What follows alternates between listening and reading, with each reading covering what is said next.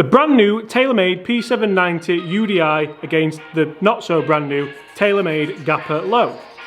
Let's do it, and let's do it now.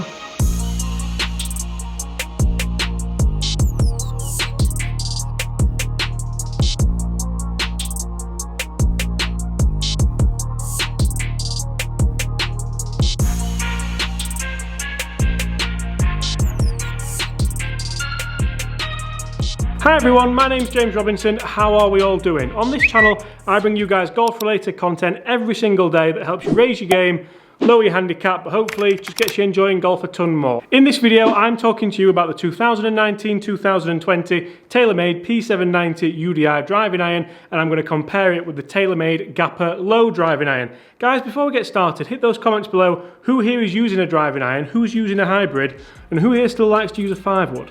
You see guys, I've just been out on the golf course with this TAYLORMADE UDI. I did a review on this just yesterday, and I will link it somewhere in this video. I've also done a review on the standard TAYLORMADE P790 irons, and I do have a review of the brand new TAYLORMADE P790 TI irons, or tie irons, I don't really know what they wanted to call them, coming soon.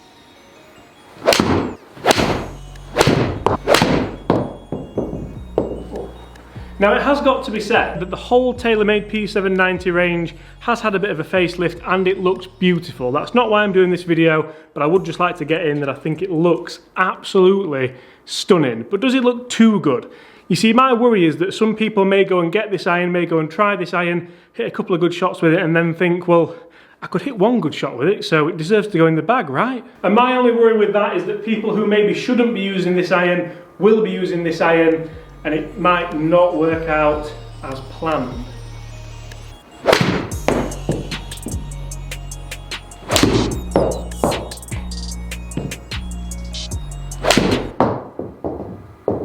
And also, we have to ask the question, where does the release of the brand new P790 UDI leave the TAYLORMADE GAPR Lo? Now, the GAPR range is a funny thing. It's not necessarily a hybrid. It's not necessarily a driving iron. In fact, if you do go on TAYLORMADE's website, which I did to go and get a little bit more information on this because it's been a while since I reviewed it, it has its own section. It's not under irons, it's not under hybrids, it's not under woods, it is under gappers. So I suppose that kind of tells you that it's neither. Now, I used this in my bag for a brief spell, and I must admit I did really enjoy it. I found it fairly forgiving, and I gave it a good test for that as well. But would I still have this in the bag over the UDI?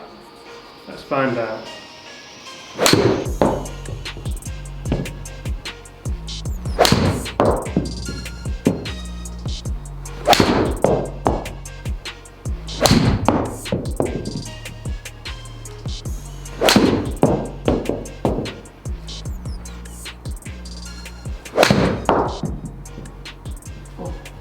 Now, I should probably talk specs to you with these irons. I do have both of these in a 2-iron. Obviously, the UDI does only come in a 2-iron 17 degrees. I have the GAPR Lo set on standard, so that's also set at 17 degrees.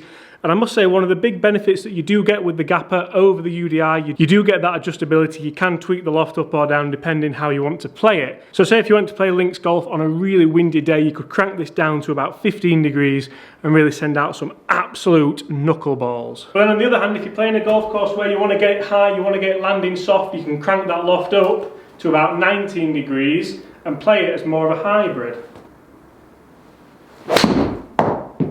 Now that was toey.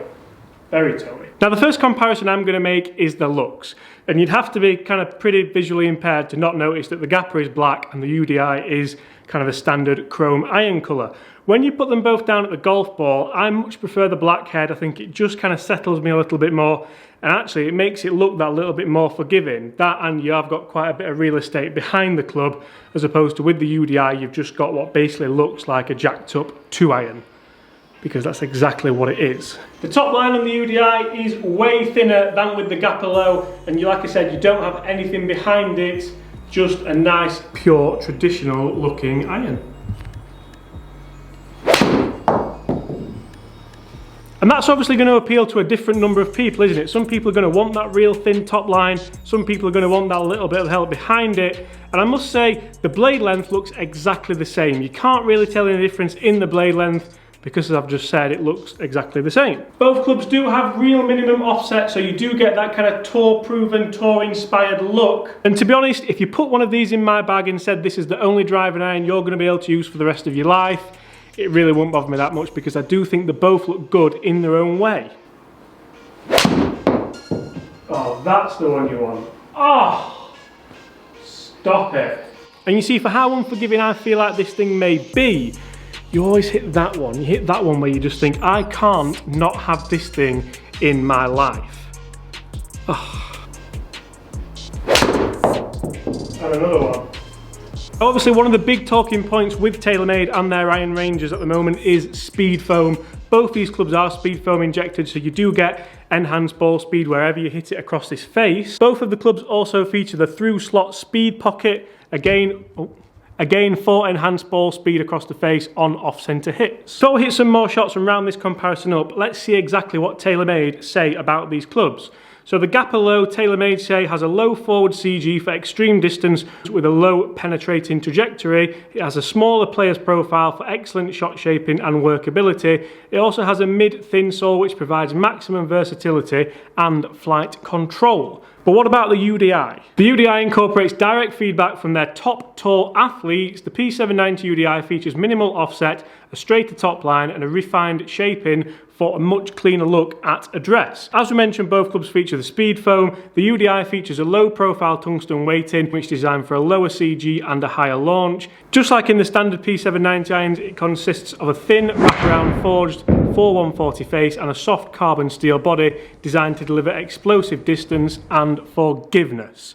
So really, when we're talking tech, we are struggling to split these clubs, but they do, however, come with a slightly different shaft in there. The GAPR LO comes with the KBS hybrid shaft as standard, and the TaylorMade UDI comes with the hazardous smoke shaft as standard. So really, all this test is going to come to is, how forgiving are they? How far do they go? What spin rates do we get? And how do I feel like they look at address? Because that's going to be the big thing, isn't it? If you stand over the golf ball and you're not quite comfortable with how it looks too thin, it doesn't look thin enough, then it's not going to perform for you just how you would want it to. How many have I hit? Let's hit a couple more with the GAPR, and then we've hit 10 with each. We'll have a look at the numbers and see exactly which one I should be using, and hopefully give you a clue as to which one you should be using.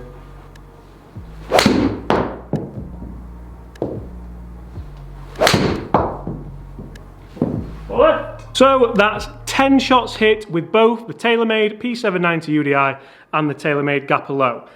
What is the difference? Let's find out. Let's start with the GAPR LO. I'm going to show you all the numbers, not just the averages, because I want to look at which is the best shot and which is the worst shot, so we can discuss forgiveness a little bit. So as you can see, I hit an absolute monster to start off with, 243 yards, couldn't believe that, to be fair. And the worst shot there, looking at them, 221, that was one that felt really, really toey. And on average, we have a distance of 232, which to be fair is there or thereabouts, because my 3-wood goes around 250, so you've got a nice gap there. My 4-iron goes about 210, so you can see exactly why that would be in the bag. What about spin rates? Spin rates vary a little bit. You can see with the GAPR LO, they're spinning at around kind of 3,000, one that dipped down to 2,000, but then that wasn't the best shot there. So averaging going to be around 3.5, 3,211. We had a club speed there of just over 100, producing a ball speed of 140. So what about the UDI? Didn't quite get off to the same start, 230, all fairly consistent. You can see there already there's one at 222, moving away down, and that's the one that really got me number 7, 191. That wasn't heavy, that was just a real bad strike. That was properly out of the toe, and then a real couple of nice ones to finish on. I mean, I absolutely love those shots, to be fair. They're the ones that make you want to come back and hit it again. Averaging just lower than the GAPR LO at 229. So remember, the GAPR LO was at 232, finishing at 3 yards short of it. Average spin a lot lower at 2,572. That's ideally what I'd want a driver spinning at, to be fair. Remember, the GAPR LO spun at 3,211, so that's a lot lower spinning for me. And how consistent were these spin numbers?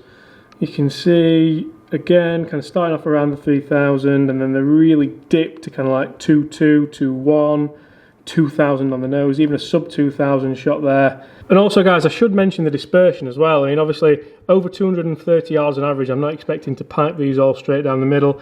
That's the dispersion with the UDI. and that's the dispersion with the gapper. Now, that bold one there, that's the last shot that I hit, so I mean, take that what you will, but if we do take that one away, it's probably a lot tighter, isn't it, than the UDI. So on average there, over 10 shots with each golf club, not a lot to split it really, 3 yards. The big worrying thing for me would be, again, I keep saying it, I said it in the review of this, the forgiveness with the UDI. We saw the one that only went 180 odd yards, I think that's what it went anyway, as opposed to the bad shots with the GAPR LO that still went 200 plus.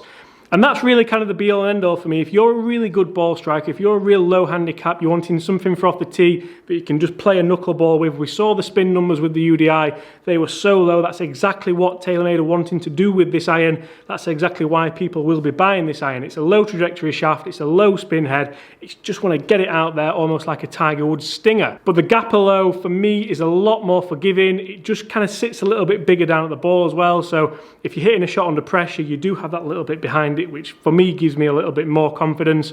For you, it might be something completely different. Maybe you want the sharp, sleek looking lines of the UDI behind the ball. Guys, hit the comments below. What do you think to those numbers? What do you think to the clubs? Which one would you see yourself using? Maybe you'd use GAPR mid, GAPR high instead of GAPR LO or UDI. That rhymed so well, didn't it?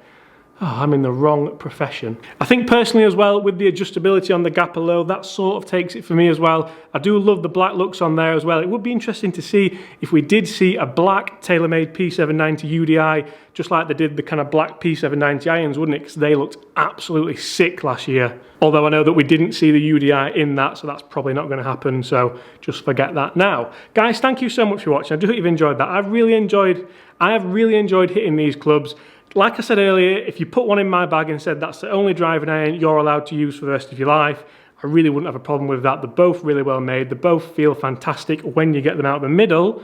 For me, the GAPR LO takes it just on that tiny little bit of forgiveness on a couple of shots. So guys, thank you so much for watching. It means the world to me that you do keep watching. If you're not already, make sure you please go ahead and just hit that subscribe button. That helps me out massively. The channel is growing ridiculously fast.